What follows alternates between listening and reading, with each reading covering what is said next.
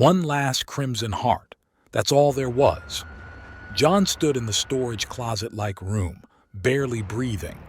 The only light was a sliver from the hallway and a flickering, incandescent bulb strung up in the center of the room. Directly under the fleeting yellow light sat a green box atop a withered one-legged round table. Both were stained in blotches of red. John stared at the bloodied box, eyes wide and mouth watering. He was completely transfixed by the sight, while still remaining extremely aware of the smallish room. He trained his focus on the room as well as every sound and silence that echoed through the hallway beyond the door to his back, which he left open just a crack.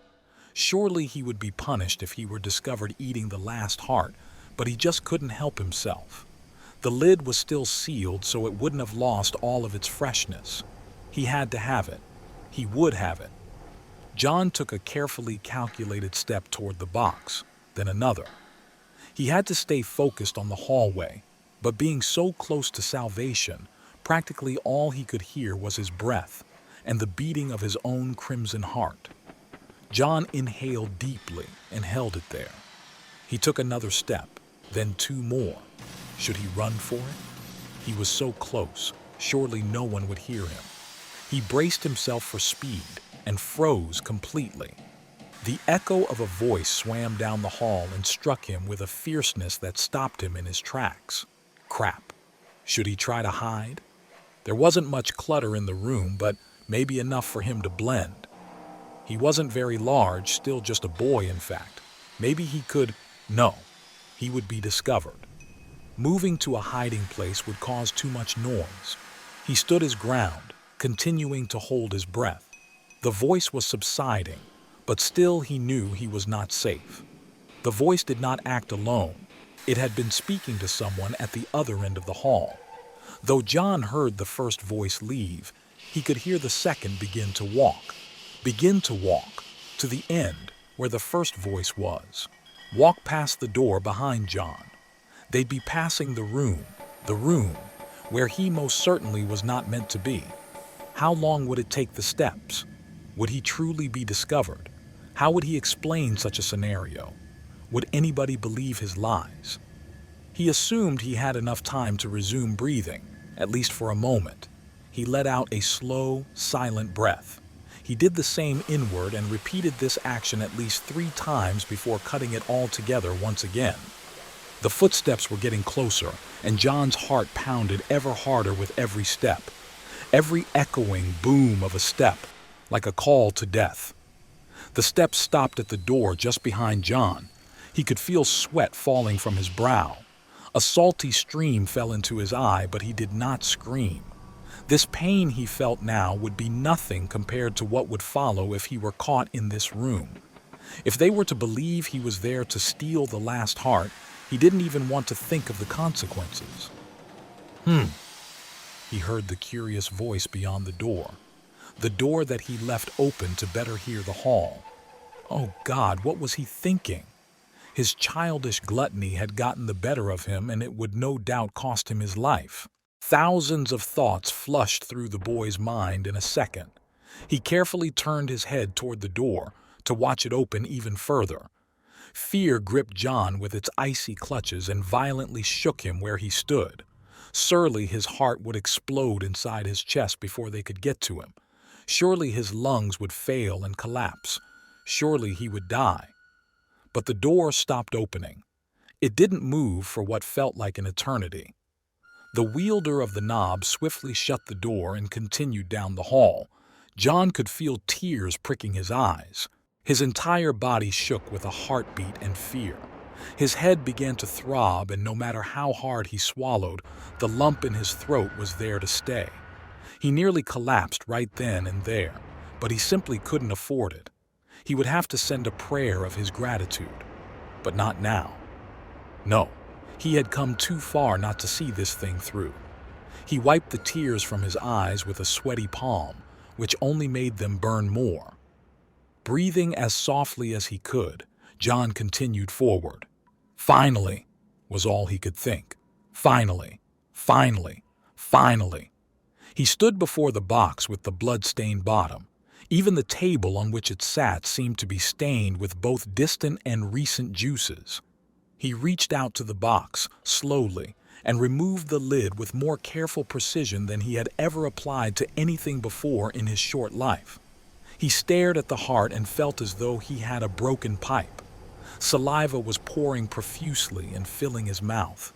Nothing else mattered now.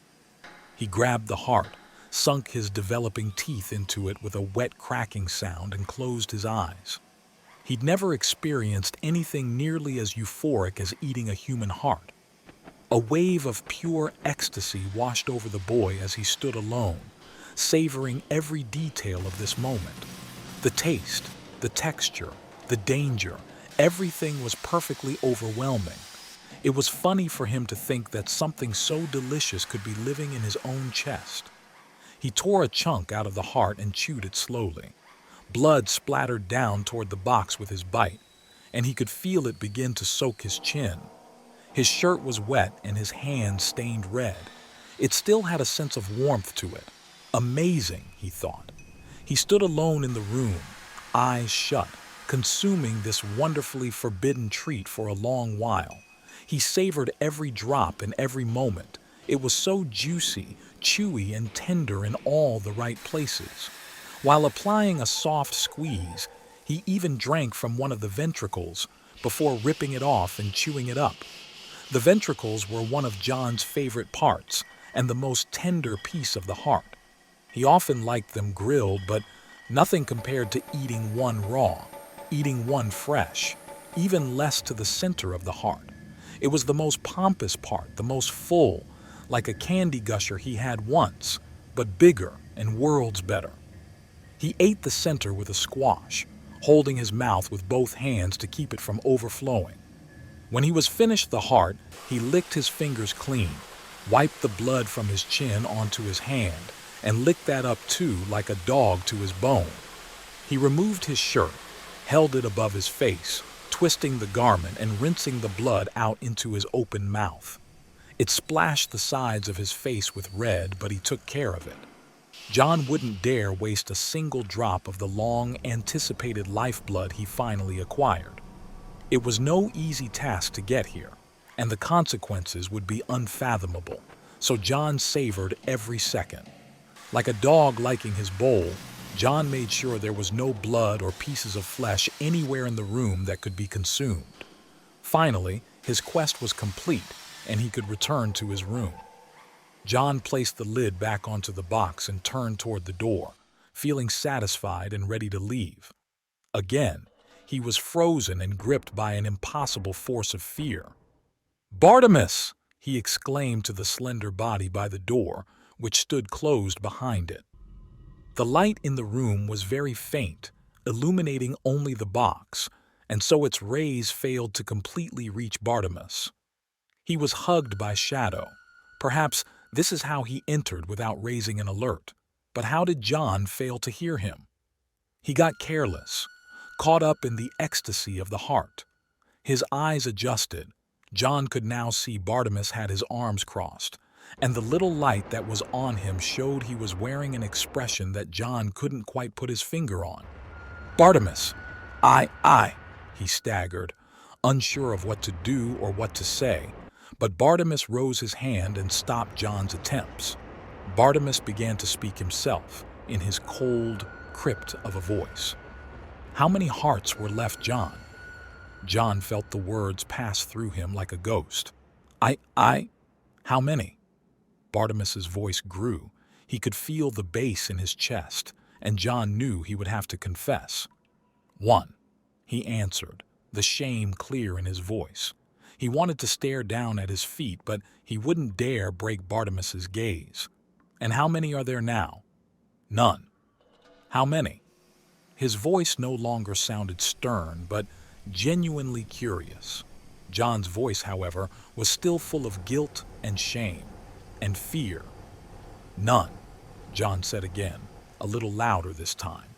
Bartimus's head perked up, the ends of his lips raising up to a smile. "But oh, my dear boy, you are sorely mistaken. There is still one last heart, ripe and ready for the taking." John was confused. Maybe he wasn't actually caught after all. He didn't know how long Bartimaeus had been standing there for. But still, John knew he would have to confess, sure that his punishment would be worse if he were to lie. "No, Bartimaeus, the box is empty. I ate it. Without permission. I'm sorry."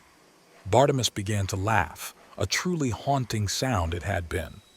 "Oh, silly boy, I don't mean in the box," he chuckled. "I watched you scarf that down like a starved wolf." "No." Bartimaeus cleared the gap between them in 2 steps only, whereas it took John at least 6 steps to get there. He towered over John like a lanky giant.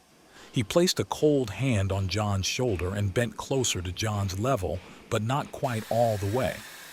John found himself still having to crane his neck to meet Bartimaeus's dead eyes. "I mean, in you, Jonathan." His voice was almost a whisper now. "Nothing like a fresh young heart to get the cogs turning, eh, boy?"